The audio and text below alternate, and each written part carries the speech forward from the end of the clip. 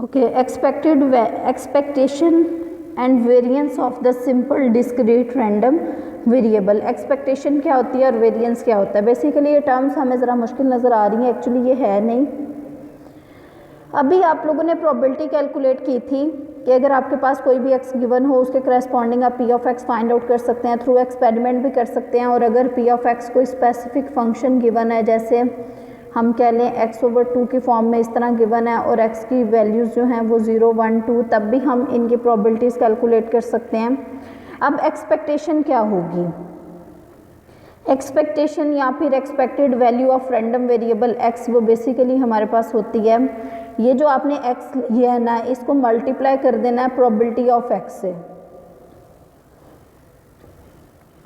x into probability of x, दोनों को multiply कर देना है और एट द एंड इनका हमने सम कर देना है। ये जो सम होगा यही एक्सपेक्टेशन ऑफ x या फिर एक्सपेक्टेड वैल्यू ऑफ x कहलाएगी। तो इसको देखते हैं बाय डेफिनेशन। लेट y या फिर x जो भी आपके पास रैंडम वेरिएबल है, और सेकेंड ये किस केस की हम बात कर रहे हैं, जिसमें डिस्क्रीट रैंडम वेरिएबल की हम बात कर रहे हैं। कॉन्टिन्यूस होगा तो ये वाला समीशन की जगह पे ये इंटेग्रल आ जाएगा। इसी तरह से कॉन्टिन्यूस के अकॉर्डिंग चेंजिंग आ जाएंगी।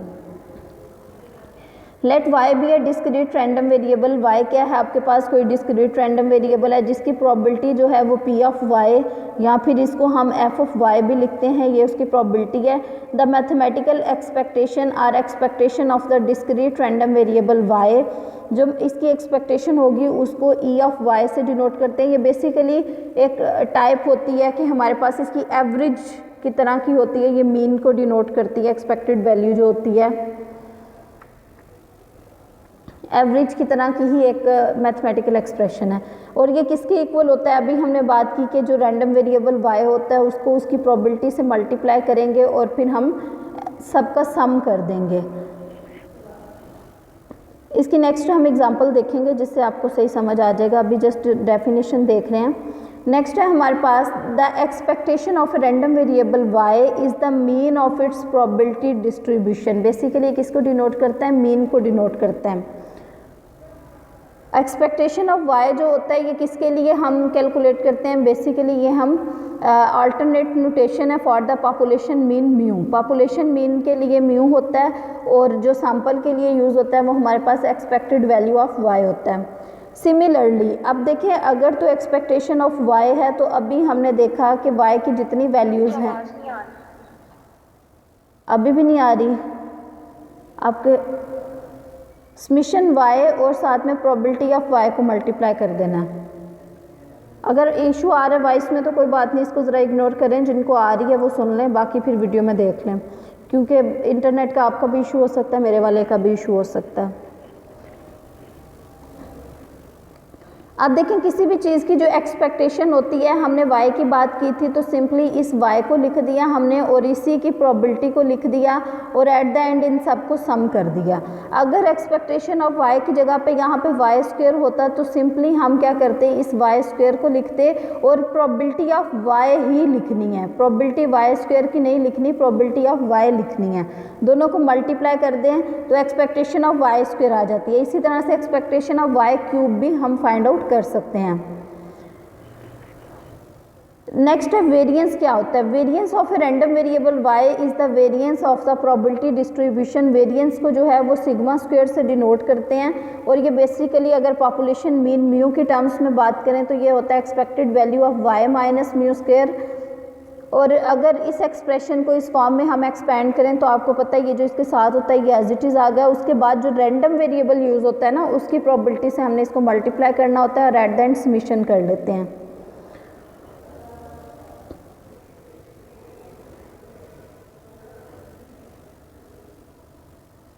नेक्स्ट एक हमारे पास एक्सप्रेशन है, ये जो सिग्मा स्क्वायर है जो कि वेरिएंस है, जिसको हमने कहा कि ये इसके इक्वल होता है और इसके इक्वल होता है, ये हमारे पास इस एक्सप्रेशन के भी इक्वल होता है। Expectation of y square minus expected value of y whole square. अब y माइनस म्यू स्क्वायर को हम एक्सपेंड कर सकते हैं, इसका स्क्वायर ले लें, प्रोबेबिलिटी ऑफ y इन सब के साथ है, फिर प्रोबेबिलिटी ऑफ y से मल्टीप्लाई कर दें।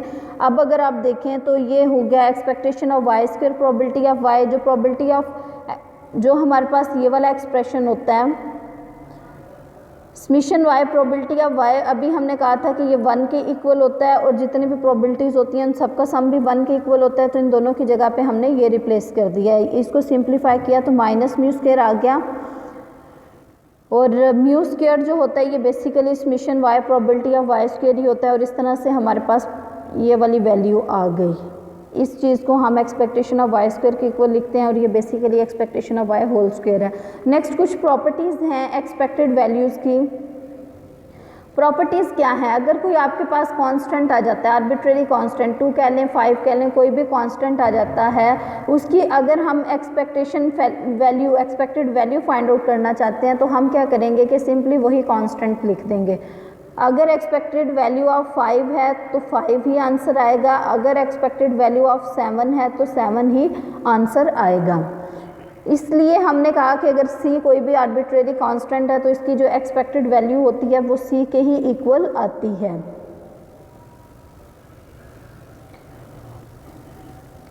नेक्स्ट इसकी एक और प्रॉपर्टी है कि अगर कोई भी कांस्टेंट हो, अभी हमने देखा कि कांस्टेंट होगा तो उसकी एक्सपेक्टेड वैल्यू जो है वही कांस्टेंट रहती है। अगर इस तरह का एक्सप्रेशन हो, रैंडम वेरिएबल भी हो, कांस्टेंट भी हो, दरमियान में कोई एडिशन या फिर सब्ट्रैक्शन हो, तो हम क्या करेंगे, इस प्रॉपर्टी के अकॉर्डिंग जो कांस्टेंट है उनको एज इट इज़ लिख लेंगे। जिस तरह ये b था तो b की एक्सपेक्टेशन b ही होती है, इसलिए हमने एज इट इज़ लिख दिया, और बाद में y रह गया तो इसकी expected value of y।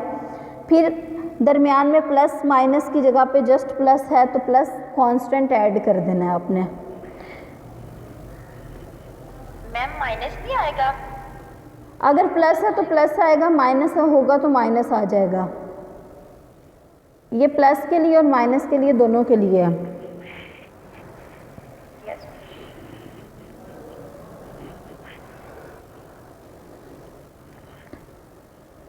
Next इसकी और भी कुछ प्रॉपर्टीज़ हैं कि अगर दो वेरिएबल्स हैं वो दोनों ऐड हो रहे हैं तो उनकी एक्सपेक्टेशन का क्या रिलेशन होगा।